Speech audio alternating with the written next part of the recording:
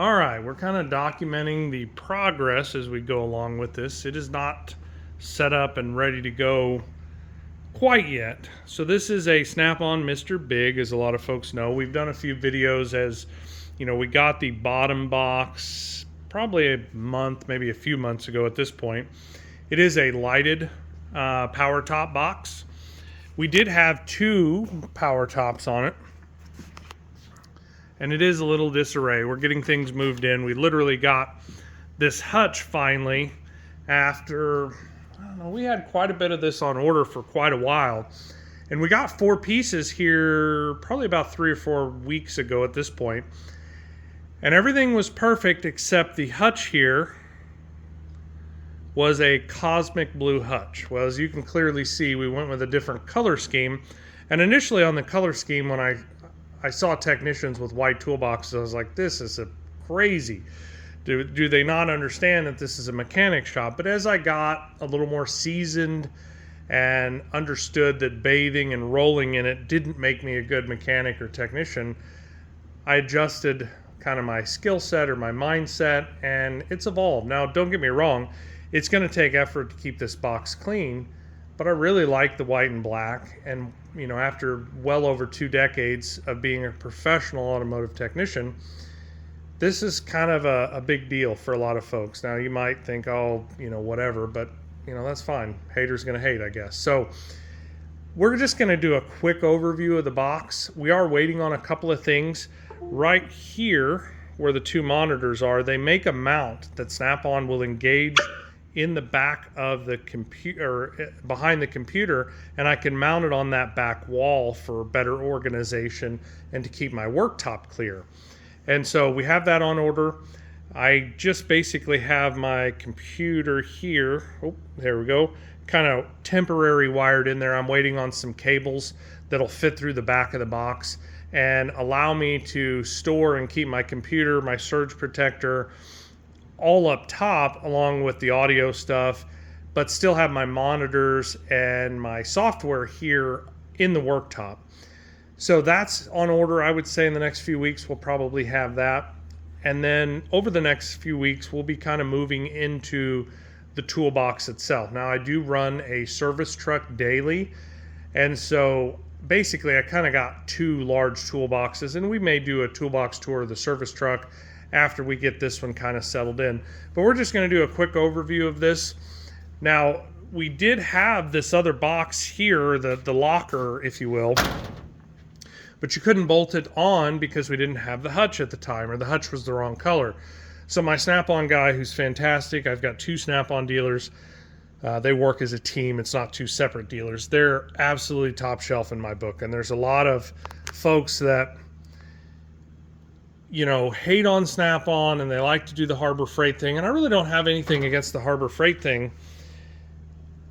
Snap-on's just a whole different ballgame. Now, it is a big investment, and you're not, or I don't recommend getting into the industry and just jumping right into being, the man and this deep in debt on toolboxes, or if you can just stroke a check for it, well done. But these are just kind of some stuff I've got in here until I get it organized. I'm going to move. These drawers do move. These are some transmission tools that, are able to, the drawers come in and out.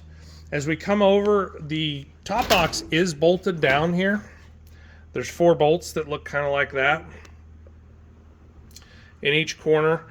My wiring is over the hutch. Otherwise, I would pull the hutch down and show you what that looks like. They do, which is kind of nice, they send these shelves along with the lockers. I don't necessarily love them in the lockers. There is going to be a strut right in here, or a shock. To me, if the shock's there, and we'll have to show this, those are going to be in the way as I pull those out. So I've got a lot of organizing to do to get everything to play well together.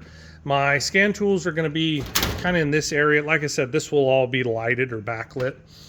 But for now, anybody that doesn't know or familiar with scan tools, I don't have a Snap-on scanner here, and I've got obviously a very good tie to Snap-on toolboxes. But right now, that stays in my service truck. So that's the only reason I use that every single day. This is just kind of a junk drawer, little petty cache. My son likes to come and borrow, or I say borrow, that would mean he returned it to me. This is just some brake stuff, some hammers, coolant pressure testers. This is a power drawer. You can get the locker as a power locker. I didn't opt to do that. I am going to put a power strip in the back of it for some charging some stuff. That's just kind of some of my normal stuff. Slide hammers, some ear pro, which is very, very important. Down here is kind of catch-all. That's a master fuel pressure kit down there that I keep for spare parts. I use my monitors and laptop for service information, different things that I need. This is a little bit in disarray, so don't judge me too bad. We're going to get this all straightened out.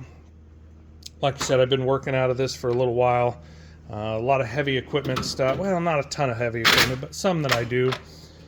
The wrench drawer, everybody loves the wrench drawer. It shows very well. I love the lighted top right there, shining down into the drawers so I can see. Not terribly, dark in here. I've got a pretty well lit shop. This is some overflow, extra power or cordless tools that I use, some different cutting, things. I have been doing it for a long time, so there still is some remnants of air tools. There's also some pretty cool new tools out here. This is Snap-on's new nibbler. Absolutely awesome. Really impressed. If you can get it in the jaws, it'll cut it. And I'll go deeper into this toolbox. This is a lot of more of what I would consider precision items. If you want to teach yourself how to pick locks, that's kind of a neat little deal. This is most of my pullers. I do, like I said, I run a service truck, 5 days a week, and there's a full set of tools in it. I try not to share back and forth. So a lot going on in that drawer, very heavy. This drawer here is a little bit of diagnostic and some overflow heavy stuff. That big case there is a very high foot-pounds torque wrench. We've got the power probe hook there. Not really worth the money in my opinion. I've owned it a lot of years. I don't use it. Some battery and amp testing equipment there. This is probably one of the heaviest drawers in the box. These are all 3/4 and 1-inch sockets in there. This is another 3/4 set. That is the Matco ball joint press, as you can probably easily read on your own. That's what I consider a clamshell or a force multiplying ball joint press. I don't use it terribly much, but when you need it, it's really nice. Really love the 1-inch Milwaukee impact there. This step, a good buddy of mine made. It's all aluminum. It's better than anything I've ever seen on a tool truck. Now, some of these drawers are empty. You can see in there, empty. Some of them are a mess. Those are some extra parts. They will be full. I have plenty of tools to fill them, and I've started filling them. This is a little bit of an overflow electronics drawer. X1 hover drone there, pretty cool. That will be organized. We're just kind of laying it out there for right now. This is a little bit of my overflow diagnostic drawer. I do a lot of drivability and diagnostic work. As we roll down here, like I said, more drivability and diagnostic. That is a Vantage Ultra Snap-on. It's an old, kind of outdated scope, but man, that thing's fast as far as like hook up, go to work, does a really great job, still making me money or helping me with some of my difficult diagnostic work. Anybody that's seen these are people that have had Intoxilocks or drunken drive devices installed. There's always extra ones of those. I've put in a bunch of those over the years. Secondary ignition, inductive probe. We've got some low current probes, high current probes, Snap-on low current probe. I had this one for probably 15 years. It's been a great probe. I like to be a little versatile. Like I said, I run some Snap-on lab scope stuff, but I also want to know Autel and Pico, which I have those scopes as well. I have a whole roll caller over there, which is a whole separate, video essentially. This has kind of been a little bit of a catch-all. Like I said, I'm not moved in here. Don't judge me terribly bad just yet, but that's some stuff that we're working on. This one also, a lot of TPMS, a little bit of diagnostic. This is an amp hound. Helps check for parasitic drains. Really kind of a neat, I think that one is a Blue Point, but I think Power Probe is who makes it. We've got a nice borescope. This, let's see, I think this was a EMF tester, and this basically does kind of pulses or frequencies or interference reading. I needed it for a job. I think I've only used it a couple of times. TPMS work there, some different power probe attachments, 3/8 digital torque wrench. I have 2 of those. I use them quite often. This is an absolutely really handy tool for doing 7-blade RV trailer diagnostics for electrical. Some miscellaneous cameras, old OBD2 scanner, no big deal there. This is some overflow on some of my pliers that I use, but I don't use them every day. Like I said, we could do a roll cart tour, 5-gas analyzer, very critical tool there. I've had one variation of that. This is just odds and ends, those little things that you just can't not have. As we keep going here, we've got some blow molded cases, extra drill bits when I can get those on sale. Cam and crank seal tools are really nice. This was my original ball joint press, really, really handy. Pneumatic fan clutch tool that hooks to your air hammer, does a really, really good job. Here, I'll be honest, I don't actually remember. Oh, this is a different press. As you can see, I haven't used it very much. I mainly use my ball joint press. I thought I would use that more. Clearly I don't, because I didn't even remember what was in the box. As we roll on down here, a little bit of diesel stuff. Oil filter cutter, something I use very, very regularly.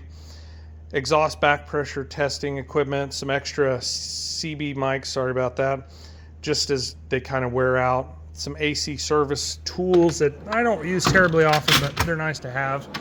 This is another large socket set here. This is 1-inch standard. Most of that was metric in that drawer. I like to keep those at the bottom. As we keep rolling on, if I have to get in this drawer, as any tech or mechanic will tell you, you're probably having a bad day. So that's a very expensive drawer, taps and dies. We also have some power steering pump stuff, a little bit of diesel service there, and then a bushing driver kit from Mac. Old school timing light. A lot of technicians don't have those anymore. This is to roll out the wheel well if you put bigger wheels. AES wave, there's some diagnostic equipment in there.